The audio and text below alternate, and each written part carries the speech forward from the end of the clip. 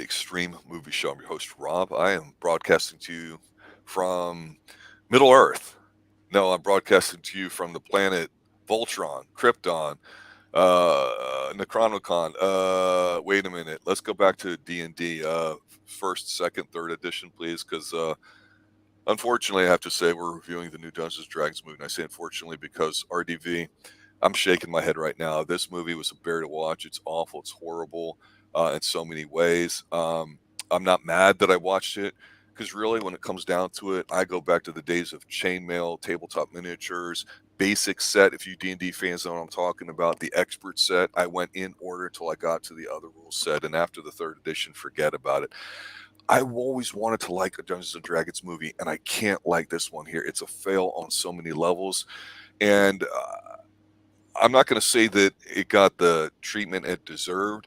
And again, our rule here, if we want to call it an Extreme Movie Shows, a movie doesn't have to be good if you like it. You can enjoy stuff and it can suck.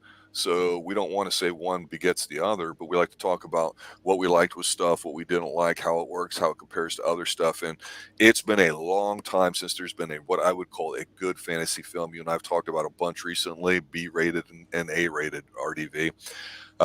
Not a fan. Can't wait to talk about some of the scenes here, but give me your take on what you expect out of this Dungeons and Well, Dragons movie and if it worked. I'm a little less harsh on these because I love the original Scott Wolf one that Okay. came out back in the day. Like 2000, I think it was. That was it was called Dungeons and Dragons. There was that one, and I can't remember if that went straight to DVD or not. But then after that, they were all pretty much straight to DVD movies, released on the walls of Blockbuster. And now you had Dungeons and Dragons, Wrath of the Dragon God, then you had the Book of the Vile Darkness. Like these were just like, all right, these are no hope of going to DVD or going to or the theater. But apparently, some of them had limited releases. But going in, being a Dungeons and Dragons movie, it's Chris Pine. I expected it's going to be a comedy. It's not going to be serious. Right. And that's kind of what it kind of was. It was kind of like Your Highness, in a sense, the humor. You have Chris Pine who plays this character like just some sacred order, and he would do spy missions for them, Mm-hmm. kind of, and so of course the enemies found out who he was, and it led back to them coming back and killing his wife. Luckily, his daughter survived, but he didn't really know his daughter. He was always gone all the time. So eventually, with nothing, because his daughter there, he basically, he and this woman, basically played by Michelle Rodriguez, basically took the daughter on their quest. They decided to be thieves. They said, "Screw it." All their lives, he's like, I've done everything by the book, doing it, helping other people. Where to get me? It got me the love of my life killed. So now I'm going to basically get freaking rich, and drink. Takes his daughter with them, and I love it. So in a sense, this was very much an early Netflix movie to me. And it didn't help the fact it was sandwiched between other better movies. But Well, let's stop pause there for a moment because the scene you're talking about there, that sounds very reasonable. I actually thought, wow, they slit her throat and she's laying there in a pile of blood. yeah, Hey, what are they trying to do here? Because like you, I always thought Chris Pine has a natural gift of gab. I don't want to say he's hot or he's got great chemistry with everybody, but when I'm watching him, I believe him as like a leading guy. Like we think of him as the young Captain Kirk, whether no matter what you think of those Star Wars mm-hmm. movies, right? So I was intrigued that he was in it. And the setup for it, you're like, okay, maybe this is a coming of age kind of tale. I wasn't sure that it was going to be a comedy because everything I had heard about it, which is very little, it seemed like it was going to be made for like say 10 to 12-year-olds, a young group. So it wasn't going to be too horrific or whatever. And I thought tonally this movie shifted a lot that way, and nowhere is more apparent than the setup that you're talking about. But you'd mentioned something about this movie not getting a good treatment. What did you mean by that? What I mean is that this movie was originally except released in 2020, and it was pushed back because they were going to have the Mission Impossible was supposed to come out. This is just before COVID, or actually no, this was right in like the height of COVID, Yep. so right around there. Mission Impossible, the part A, I guess, because the last movie is gonna be 2 movies, but there's gonna be like the same story. It's gonna be like Infinity or whatever, Endgame, if you live, basically whatever. But anyway, so they pushed it back then because they didn't want to try to compete with that because they know their movie was nowhere near Mission Impossible level. I think most people realize that's why those movies are always by themselves, competition. So they pushed it back, but then COVID really hits well, and it got to the point where no one was going to theaters. All these new rules, regulations, stuff. They got pushed back again into 2022, and then tore it, and then they finally released its name, like in March or something like that. But then it got pushed back to November, and then finally goes to March here, and then it's back to being where it was before, going to a much better, superior movie. Just think about it, without even watching it. It's Chris Pine, Michelle Rodriguez, and it looks like a very jokey Dungeons and Dragons. Going up against Super Mario Brothers, which had a really big anticipation for I people. think it's steamrolling everybody. Yeah. And then you also had John Wick 4, and then even if this movie was still in theaters, you had Guardians of the Galaxy 3, and like there's so many movies that were coming out, and it was just like, man, it kind of really had no hope for really being it. I don't know why it wasn't just like a direct to like the HBO Max release or something like that, Well, I think a part of that is because let's be straight with it when it comes to the numbers. I know a lot of people out there. Everything I've seen online, I don't know how much of them are paid shills or whatever, or influencers, but everyone's talking about how great the film is, this and that, and how it's really, really accurate, and how the bard does bardy things and the wizard does wizard things, or the druid this and that. And I'll argue to the contrary if we get to it. But this movie is going to be a box office flop, not because it's not making a lot of money, but because it costs so damn much. And for a movie that costs that much, you expect it. But I think the big issue is they tried making this like an MCU or DC type movie, and that's not the way to do it. Like I said, I don't know if they were trying to go for action or go for because it's so hard for these movies. Because when I think of like movies like this, or Dungeon Dragons movies, you got to live up to Robin Hood Men in Tights, or Princess Bride, Both Mel Brooks, though. Both have. So people know what they're getting. Yeah. So Mel Brooks. Regardless, so they were well done movies. You had the action, you had the romance, you had the adventure. This was about a guy who's betrayed by Hugh Grant. This was a Hugh Grant movie. It is. It is. And I gotta say, he makes a good villain. And if you come off this year watching his other movie, Operation Fortune, he's in there. He plays the big time gangster guy in there. Like holy crap! It's just like thank you, because I've been wondering where he's been. He's been gone for a while, and I got to see him in here. Obviously, everybody plays a part here. You got the wizard who's kind of like a young kid, but he's not really that bright. He says confidence issues. And then you have Chris Pine's character, who's kind of like, he's kind of like, if you go back, he's kind of like the Sean Wallace character from Princess Bride. He's smart, but smart for too good though, for himself. So basically, he screws himself over, and just basically try to make him like just on the seat of his pants guy, coming up with ideas. Because he can't fight, and I think if they would have had him fighting as with a sword and all stuff, it kind of would have been a little bit, but I'd say a little bit better. But I mean, if they really wanted him to be a comedy role, because there's scenes right here where basically, obviously, you have the barbarian woman. It's who's played by Michelle Rodriguez, which it didn't really matter. Didn't bother me as much. The potato thing was kind of like, okay, that's a cute joke, but like, stop it.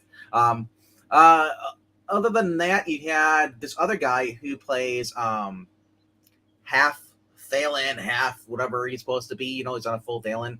He's the one that's hiding the helmet that you need to like open up this vault. This would just be this Thalen magic, and the guy was just kind of a stiff. He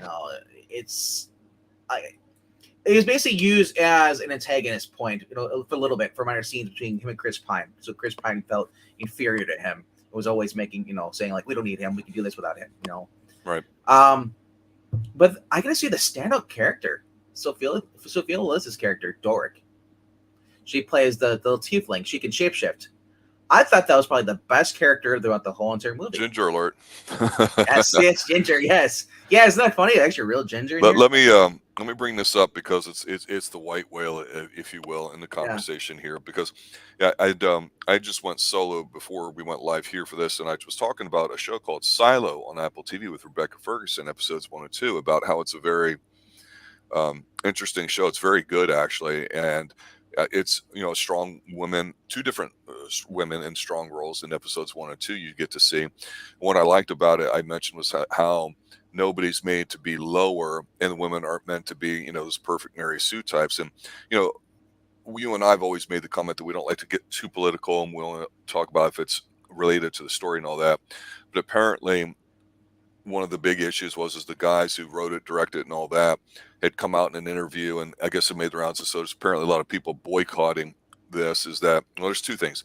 There's a bunch of people that don't like what Wizards of the Coast did with the upgrading the rule set, so they're boycotting the movies is a reason to not support it. But the other thing too is these two guys came out saying, yeah, we intentionally tried to emasculate men, not because it's woke, but because we think it's funny. And you just, in today's climate, even joking about something like that, you're going to be turning off a chunk of your fan base. And we have people here on related with the Xtreme Movie Show. We've been doing comic stuff for 40, 50 years. We've got professionals in the field doing different things. People have owned stores, ran them. We love to let nerds be nerds and everybody enjoy what they enjoy, because really that's the whole thing of it. And I think they did themselves a big disservice in here. But I've got to say, it's very, very obvious when you watch this that the men here, all of them, are just punching bags. I'm not going to say politically, but just in terms of the roles, like Chris Pine, you talked about him, and it's very obvious that he's trying to play his role to be completely stupid and dumb, kind of not in a way that's kind of funny, like say Jack Burton from Big Trouble in Little China, like Kurt Russell, kind of like that, oblivious to everything, but like he just is kind of silly. But Chris Pine does it so well, you're like, damn it, it's really noticeable. And the ladies literally do all the fighting. We do get some character progression though, which I did like. As far as when it comes to I think his name's Simon in this movie. He's basically the elf wizard guy, half elf, basically a wizard, whatever. He actually gets over his confidence. He gets his confidence towards the end of the movie. He's able to defeat the evil freaking female wizard, I guess you say. And I guess say the ending was kind of cheap. As far as that goes, it felt like Avengers in a sense. It's really felt like, as far as like each taking turns going at her, and then finally all at once, and it's just like, wow, it's just like it's Avengers versus Loki, pretty much at the end. Even the point where you actually had the wolf, because Doric, she's a tiefling. She turns into this giant, like a wolf, or not a wolf, but a bear. Owl bear. Owl bear, yes. And she basically Loki smashes, the main wizard lady, and just basically picks her up and flips her flop. I was like, oh my gosh, they really just tried to just take the Marvel Avengers approach to this, with a little bit more jokes, and just like. And I think that's why, like I said, this is basically, if you like the original one that came out, as far as like I use that term loosely, the original, because I don't know if there's anything before Dungeons and Dragons movie that came out with Scott Wolf from Party of Five, but like it was it's a guy from Party of Five. That's how old that movie is.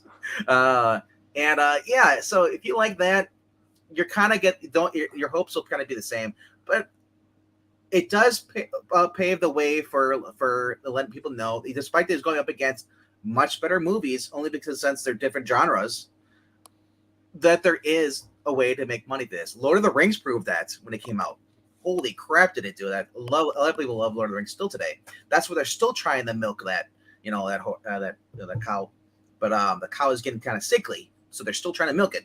But well, the problem is tell the story, don't tell what story, and use this as a vehicle to do it. Yeah, like I said, this would be a lot better if you actually had what the way of, like, if for those of you who played through BioWare game, it was called Drag Age. It came out in the mid 2000s. You could play as whatever gender you wanted to. You can whatever race you want to be. You want to be a troll or a dwarf. You want to be a mage, a human mage, elf mage, whatever.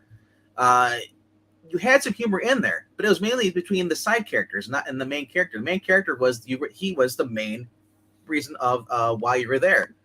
You were the hero, and everyone else was kind of like your supporting team, Exactly. Yeah, and he was never really outshone, you know. Mm-hmm. He was the main dude, and that's the problem. I can see a lot of people have with Michelle Rodriguez's character being, oh, the tough, brave, thing. Now, if you change the gender though, to male, I almost wonder, would it really make a difference to you guys that didn't like that? I mean, Rob, personally, would it to you if she was Michelle Rodriguez, you had like The Rock or something, or not The Rock, but like Well, I some think other the strong problem guy? with Michelle Rodriguez is a lot of people think she can't act at all. She Yeah. didn't really bother me or offend me.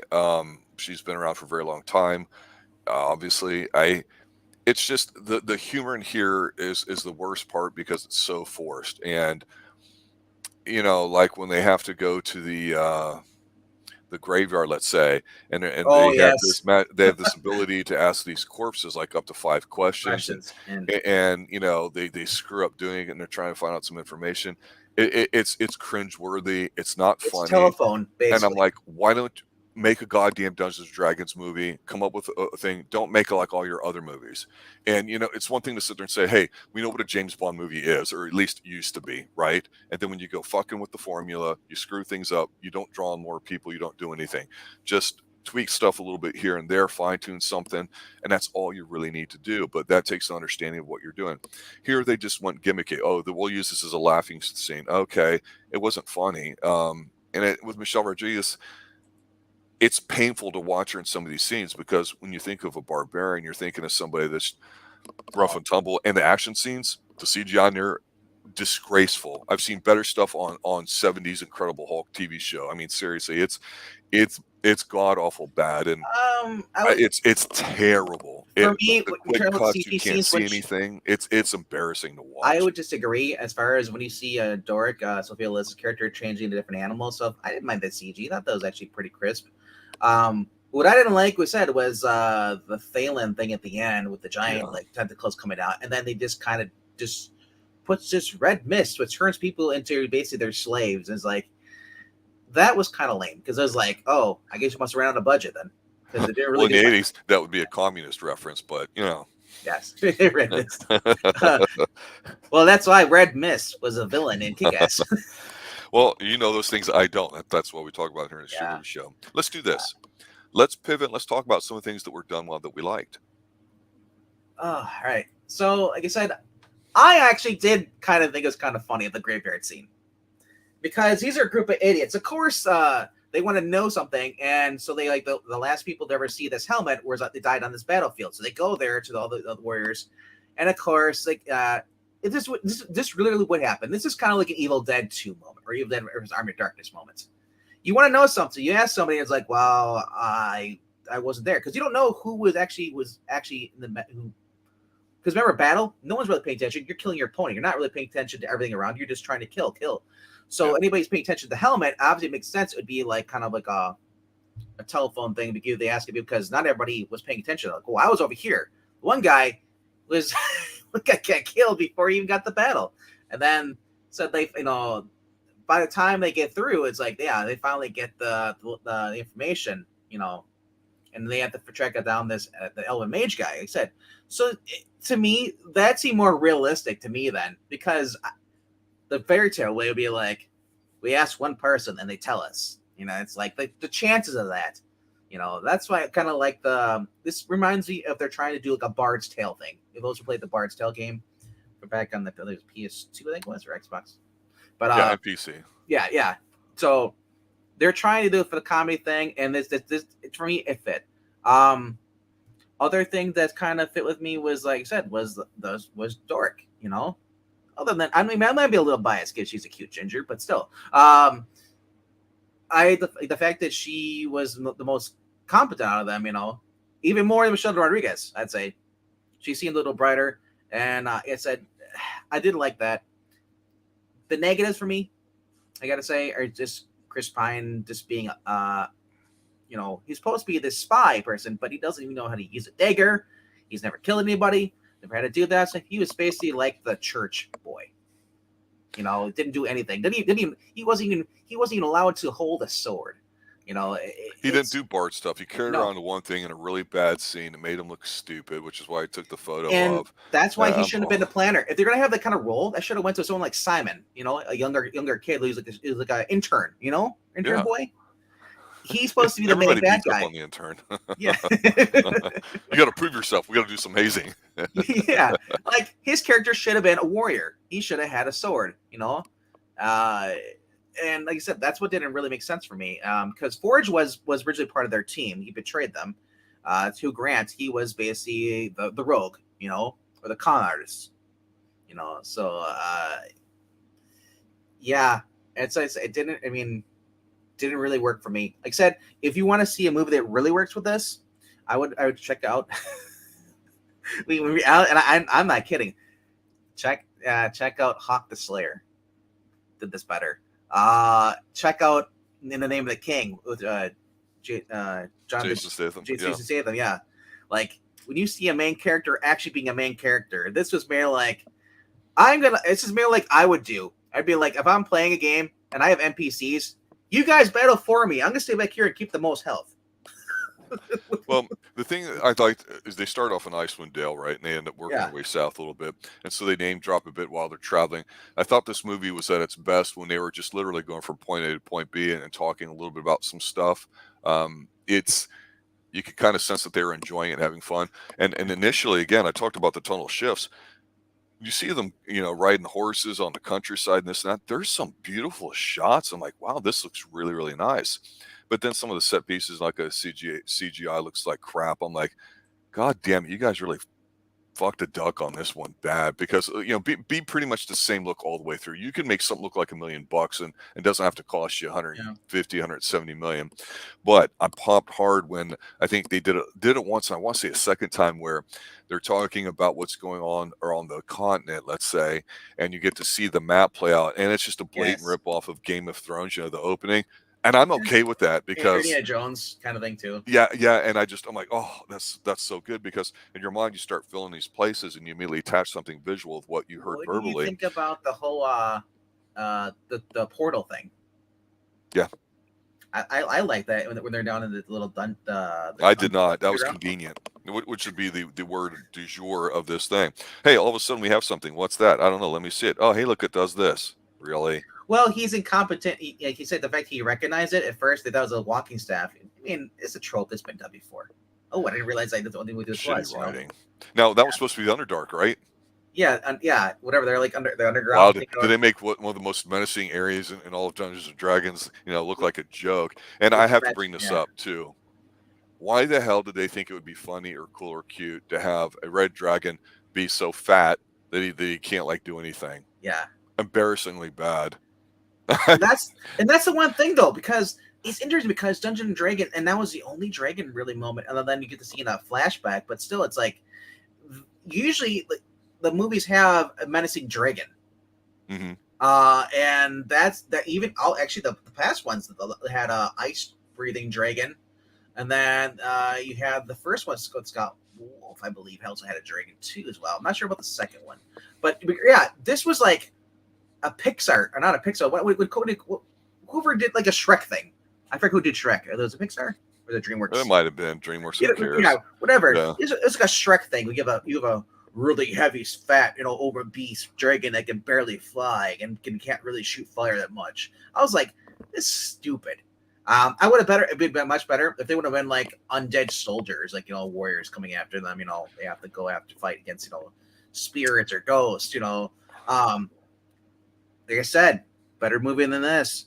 You can watch the Magic Sword.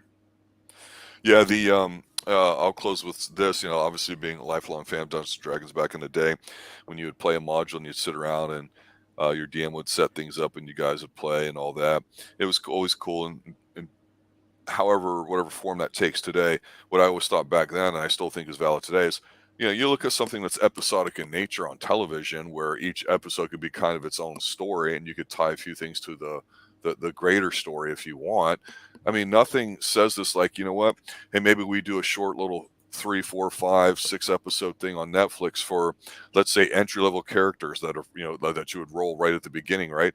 There's plenty of different modules you can do, whether it's, keep on the Borderlands, the basic stuff, or if you use the second edition rules, I think it is the expert set, or past that actually, you could do all the other ones too with was it the Sinister, Secret Assault, Martian, all those, because they would of course label them like A 1, 2, 3. So you do the first one, the second one, the third one. You could see them progress. And if it's a bomb, but it turned out well, you could go to different characters. You don't have to use the same ones in different series. So you could have like an anthology of a bunch of things to have like a certain episode every week, going through a particular thing. And then if you found something where it's really working, then you could tie it into something that might be a 6 to 9 or 12 episode type thing that, really, really would say come to a head, like say Queen of the Demonwood Pits, which, would start off, with the assault on the slave lords and all that. And it's like 6, 9, 10, 12 modules. And I just go, why the hell wouldn't they just do that? It seems so friggin' simple and easy that's right there for you, that you take this mismatch of whatever you think's supposed to be it. Really? If this was not called Dungeons and Dragons, you'd be like, okay, this is just some generic fantasy movie. I mean, honestly. The thing about this, like, I watched Guardians, and Guardians got a much more emotional response of it. This was kind of like, okay, I watched it. All right. What else is on that after this? It still had its funny moments. It had its good moments, but it was, like I said, this was this. I don't know why. For me, I categorize this being like a straight to DVD movie. It didn't do much to make an emotional response out of me. Obviously, got me pissed you off, but I mean, it's a horrible movie. The sad moment in this was and this is a spoiler for towards the end. He only has this tablet to basically it's called the Tablet of Reawakening. He's gonna bring back his life, back to life, because she died because she was stabbed by a red dagger from the Thalen dagger, which is incurable. So you die, you poisoned, and he was gonna use it to revive his wife. And at this point, till for a good chunk of the movie, he forgot that he was even married. They only brought up once towards the end, right. And so obviously, when they have something like that, he's gonna bring something like someone else is gonna die. And I thought this would have been much more entertaining if it would have been him, like holding a sword, doing something, sacrificing himself for everybody else, so everybody else get away. Yeah, be an idiot, let them bring you back and be their bitch, again. Instead, it wasn't. They didn't do that. They didn't go for the emotional scene. Instead, they went for basically having Michelle Rodriguez, she's been stabbed. And Michelle Rodriguez's husband's the vertically challenged individual. Bradley Cooper. That's what it was. Oh my god, that was so painful to watch. And the way it's shot's worse than anything I've ever seen. Yeah. It's bad. Yeah, it was cringe. It was horrible. Do you think they'll make a sequel? Probably not. The fact that the Scott Wolf one got a sequel to I think it was cheap budget. Yeah, cheap budget, smaller budget, but it got a sequel, and it had Bruce Payne come back as the main bad guy. Right. So that was cool. But this probably will not get a sequel. And as the guys were asked about this in an article on CBR, take a grain of salt because CBR is not really that reliable. They had said they really didn't make it with intention of making a sequel, probably because they probably realized it wasn't going to do that well, no matter where they put it. The damage control piece is already out there, not just with COVID and how it's gotten bumped around and everything too. So they already know internally it's gonna flop big time. And like I said, the only way this would have been great if they would have followed like Dragon Slayer or even some of the other ones, older movies like that, so plot, and don't put the main character as the main character.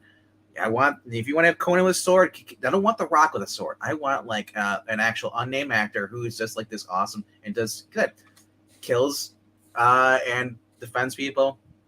I mean, that's one of the reasons why Guardians of the Galaxy movie is probably one of the best franchise to me personally in the MCU, because it doesn't need all the other bullshit. Quill is the main guy. He's kind of competent, but there's so many things that you do for his, for people in there. So you get these heartfelt moments throughout there, plus action, a little bit of comedy in the right moments. This was just like, we're gonna make a little kind of jokey kind of thing, just like I said, if you like this, you'll like it. But I'm saying don't see it in the theater. This is not a theater. You need to see. I would see it maybe at home on Paramount. It's already available for digital release. Came out on the 2nd, and so you can watch it, rent it wherever you want to, and then it's going to be released towards the end of this month, apparently on Blu-ray DVD. But for me personally, I would rather play Dragon Age. I don't know what the death knell is going to be on these comic book type movies and what the next big thing will be. It's been going on for good 20 plus years. But I think I think a comment you made at the beginning is really valid. There's an audience for this if it can be done well. Lord of the Rings showed it. And you have to rise above Lord of the Rings, not the freaking TV series, the actual 3 original trilogies of people walking. You have to rise above that. Maybe get people running in this one. Well, over on y'all's channel, y'all talk a little bit more comics and Marvel, DC kind of stuff, where here we focus more on movies and all that, so we kind of cross over a little bit. I wanted to ask you guys, because I thought it was relevant with Dungeons and Dragons here in this movie coming out. My understanding is that a lot of these second and third movies are for Marvel and or DC. Generally, the idea is that they're bombing and not doing well, regardless of the quality of the film or if you've liked it. And I'm just wondering if people are getting tired of the fact that all these movies, for the most part, and I'll get crucified for saying this, but I'm going to, because every one that I've watched, it seems that way, they're all interchangeable. Like I said, I felt like this movie was a Marvel or DC type film with the forced comedy, the stupid stuff going on in it. And again, with certain characters, certain settings, I'm sure there's certain things that people enjoy with whatever films they watch with it. But I'm just wondering if we're starting to see a shift, because you got Mission Impossible coming out. That's going to do gangbusters. We know that horror movies still can do well, and I think that renaissance is already continuing. Well, I'm just wondering if that's going to go by the wayside here, because we need a renaissance in fantasy films. There definitely is an audience for it. The problem is with today's film cinema is that the normies, as we have to call them, when it comes to like super movies, they'll see any Batman Superman movie regardless what who's in it role. Right. It's just this. They love those characters. That's why indie comic books don't sell as well as much as the Marvel or DC ones. Right. Despite that we're getting shitty Marvel DC quality on some of the books compared to what they used to be in the 80s, 90s. People like what they like, So, people like main characters. It just sucks that, when you got something like this, alternatives like this, this shows that they're trying to, but they're not. Like I said, they're not sure if there's really an audience, because they know the Lord of the Rings was Peter Jackson. That was his vision. That was based off something, and it was kind of faithfully adapted to the source material.